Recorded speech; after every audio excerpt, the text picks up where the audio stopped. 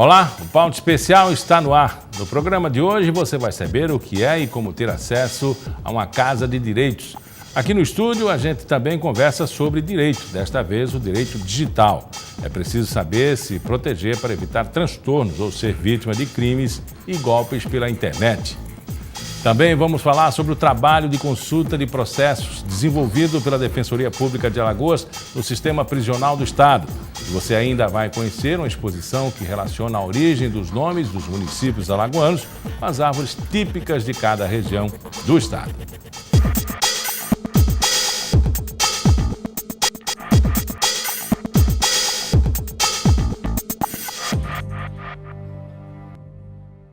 Você sabe o que é uma casa de direitos? Não.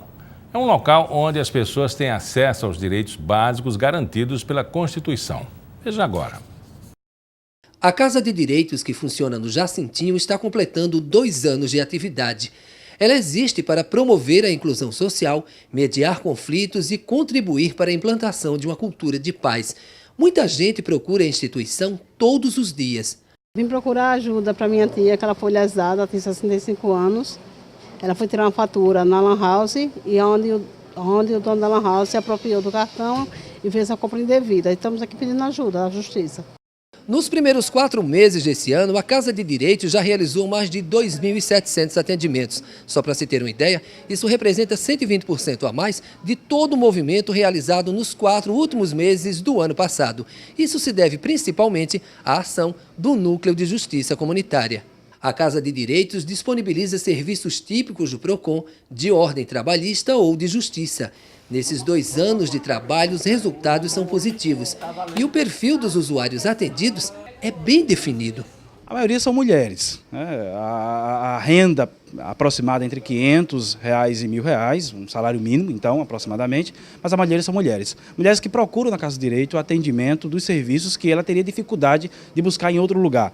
A internet é parte integrante do cotidiano de muita gente. Basta um clique para ter acesso a conhecimento, relacionamentos e um leque extenso de facilidades que a rede mundial oferece. Porém, a internet pode trazer uma série de problemas e transtornos e muitas vezes acompanha os usuários por toda a vida e pode ser a porta de entrada para muitos crimes e golpes. Por isso é importante saber se proteger. A advogada Gabriela Rezende, especialista em direito digital, está aqui comigo no estúdio. Bom, é uma unidade nova, né? Uma vertente nova do direito, mas com lei consolidada, né? Com lei consolidada. Agora, recentemente, nós tivemos o Marco Civil da Internet, que veio a ser regulamentado também pela presidente Dilma, e agora temos o nosso Constituição da Internet. Vieram várias inovações, temos lei para os usuários, temos lei para os provedores, temos várias leis esparsas também fora do Marco Civil da Internet que trazem as previsões de crime, como a Lei Carolina Dickmann, como várias outras leis que vêm a agregar valor ao direito digital, ao direito virtual. A semana passada chamou a atenção, foi a mudança do delegado que apurou o estupro da jovem no Rio de Janeiro. Enquanto que ele interpretava que não havia crime, ela interpretou que lá aconteceram 2 crimes, o do estupro e a divulgação da imagem. E essa modalidade, ela está perpetuada no dia a dia da gente, né? Quem nunca retransmitiu ou reenviou uma imagem, quer seja de um flagrante, quer seja de uma fotografia de álbum de família? Então, seria crime, qual o limite nessa situação? Exatamente, o limite é bem tênue, porque de um lado a gente tem o direito à informação e do outro lado a gente tem o direito de imagem da outra pessoa. Então fica, nos casos jornalísticos, isso eu falo, né? Quando é o caso realmente de uma intimidade do outro, de um momento como foi o caso dessa moça que foi estuprada.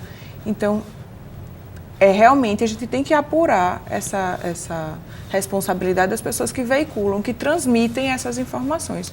Porque o que é você transmitir uma mensagem dessa? É você assinar embaixo da mensagem que está sendo transmitida. Então, se você publica, se você compartilha, ou se você curte informações como essa, tanto em redes sociais quanto no WhatsApp, você está também se veiculando aquela mensagem.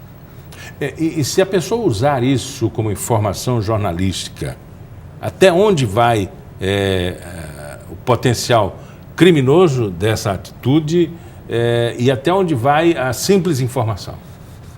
Na verdade, até em cunho jornalístico, a gente tem que proteger a imagem do outro, né? Então é aquela questão, o meu direito termina onde o seu começa. Muitas vezes são veiculadas imagens na internet e também nos jornais ou em televisão e precisa da autorização da outra pessoa para que a imagem seja veiculada àquele certo tipo de acontecimento ou de fato. Então, aí é muito do bom senso e também do limite do direito do outro, né? O flagrante de um crime, esse não pode ser questionado, né? Obviamente, o processo vai se arrastar, ele vai ter seus dias de processo, com convocação de testemunhas, mas o crime está perpetrado, já está lá no flagrante. Mas em outros casos, depois se descobre que, na verdade, era outra pessoa e não aquela pessoa que todo mundo achava que era. Exatamente. E aí vem o recurso, primeiro do flagrante digital, mas também do dano moral. Exatamente, e é o que pesa muito hoje em dia, porque existem casos que você chega até a ser preso, veiculado em rede nacional como culpado de um crime, seja em flagrante ou não, e depois para consertar esse dano. Porque fica para sempre a imagem daquela pessoa vinculada àquele crime. Independente se for apurado depois que sim ou que não, diminui, mas para sempre as pessoas ficam vinculadas. Então o dano moral aí é altíssimo, os tribunais vêm entendendo de forma inequívoca que existe dano moral nesse caso, até denunciação caluniosa, porque muitas vezes as próprias pessoas apontam aquela outra como autor, como possível autor do crime, e aí as outras pessoas que denunciaram também vão responder pelo crime de denunciação caluniosa. E é muito tênue também essa relação de se identificar por uma imagem, às vezes a câmera com péssima qualidade. Exatamente. E aconteceu no Rio de Janeiro, as pessoas reconhecerem por um retrato falado de uma possível imagem gravada, uma possível sequestradora. Essa mulher foi morta, atacada, e ela era inocente. Nossa, a situação é muito delicada mesmo, né? Porque, como eu te falei, muitas vezes a gente é enganado pelas imagens, a gente se leva a crer uma situação e depois, para desconstituir isso, como no caso dessa mulher, ficou impossível, porque ela foi morta. A pena maior ela já sofreu, né? E aí agora ficamos ao léu a essas imagens. Alguns hospitais também tivemos demandas jurídicas por conta de pacientes que estavam em hospitais e que tiveram suas imagens reveladas. As pessoas se acharam no direito, né, de dano e conseguiram isso. Até onde vai esse direito, né, pela imagem gravada ao fundo? E teve um caso muito interessante, foi na seleção brasileira, estavam gravando uma mensagem e o jogador lá atrás sendo filmado numa situação constrangedora. Nessas duas situações, a pessoa que aparece ao fundo, né, achar que aquela imagem, mesmo que não seja a imagem principal, causou-lhe dano, constrangimento, ele tem direito? Depende do caso, na verdade, porque cabe também ao jornalista analisar o cenário que está sendo filmado. Mas às vezes não é nem matéria jornalística, é um selfie, uma imagem gravada pela pessoa, do ator principal, que foi divulgado, né? Aí vai depender muito do caso, do qual foi o dano, qual foi a intenção do agente. Isso aí vai depender de toda uma análise processual para se entender como é que se construiu aquela situação. Não é a mera foto que vai configurar o dano moral ou que vai configurar a violação ao direito de imagem, mas sim a circunstância, a situação e o dano em si. Porque uma situação dessa sem dano fica obsoleta. Você não tem como mover a máquina judiciária para tutelar uma situação que sequer houve dano, né? Então, no caso de dano, vai ter que se apurar todas as circunstâncias do fato. No caso de não dano, já está... Doutora Gabriela, a gente vê a Polícia Civil, a Polícia Federal, no geral, nas investigações, nas diligências, nas incursões, eles adentram o recinto e levam o computador. Por quê? Existe ali provas de crimes digitais financeiros? É por isso que eles levam para a análise o HD? Vê só, para a gente levar o HD de um computador para análise, vai depender de ordem judicial. Porque existem ali correspondências, existem informações e documentos que são pessoais. Então, da mesma forma que a gente precisa de uma ordem judicial para ser invadido sua residência ou algum outro meio de ter acesso aos seus documentos, também o computador da mesma forma.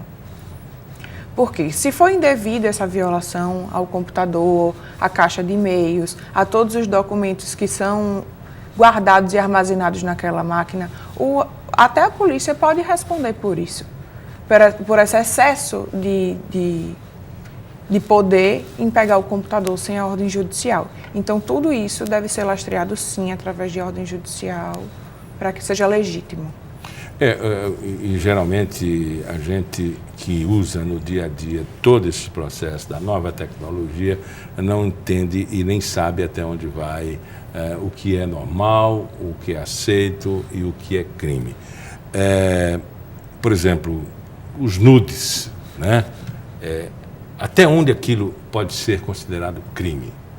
A partir do momento que passa das pessoas que estavam naquela conversa, entre duas pessoas, se uma manda nude para outra, se aquilo passa daquela relação de comunicação, aquilo pode ser considerado crime. Por quê?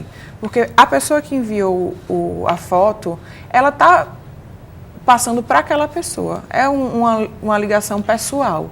A partir do momento que você divulga aquilo, que a outra pessoa que recebeu passa para grupos ou coloca em redes sociais, ali sim ela está fazendo uso indevido da imagem da outra e causando vários danos, porque também está havendo uma difamação, está havendo uma série de agressões à imagem daquela pessoa. E as pessoas acham que também mandar mensagens não se está cometendo crime, né?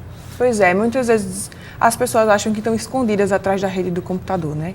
Isso é um grande problema, porque dá a sensação de impunibilidade. Eu estou aqui, ninguém me vê, então eu vou fazer o que eu quero, vou falar o que eu quero.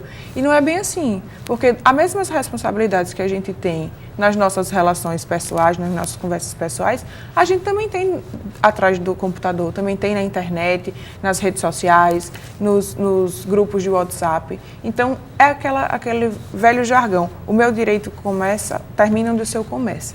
Então, esse limite é bem importante para a gente ter em mente. Conversamos com Gabriela Rezende, especialista em Direito Digital. Muito obrigado pela entrevista. Obrigada também.